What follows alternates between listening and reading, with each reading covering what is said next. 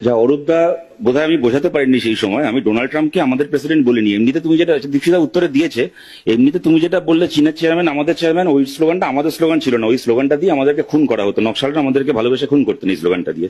যাই হোক, ওই চীনের চেয়ারম্যান আমাদের চেয়ারম্যান, আমেরিকার প্রেসিডেন্ট আমাদের প্রেসিডেন্ট, অত ঝামেলায় না গিয়ে পুকুর ভরাও বিল্ডিং বানাও, আমার মনে হয় আপাতত এইটুকু স্লোগান মুখস্থ রাখলে আমরা আজকের পরিস্থিতি নিয়ে আলোচনা করে নিতে পারবো।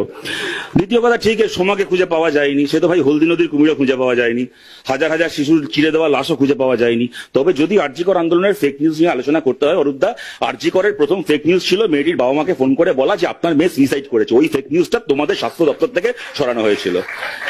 3 নম্বর কথা, কথায় কথায় এই 34 বছর মমতা বন্দ্যোপাধ্যায় ভগবানের অবতারের মতো করে বিরোধী নেত্রী ছিলেন, এই কথাটা বলার আর একটা দিক আছে অরূপদা। তার মানেটা হচ্ছে, আমরা যদি বিরোধী হিসেবে এখন অব্দি 14 বছর ফেল করে থাকি, মমতা ব্যানার্জি বিরোধী হিসেবে 34 বছর ফেল করেছেন, তারপরে সফল হয়েছেন। সুতরাং ওই সবকিছুতে না ওই একটা 34 বছর বুঝে দিয়েও লাভ নেই।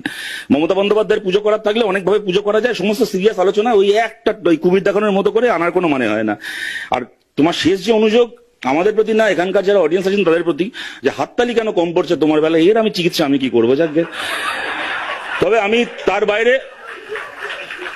বাইরে যেটাকে নিয়ে কথা হলো, আমি রিমঝিমের সঙ্গে একমত। আমি ডেফিনেটলি ম্যারিটাল রেপ থেকে শুরু করে বিভিন্ন অপরাধ, যা কিনা একটা সভ্য সমাজে অপরাধ হিসেবে চিহ্নিত হওয়া উচিত। সমাজ যত এগিয়েছে, মানুষের চেতনা যত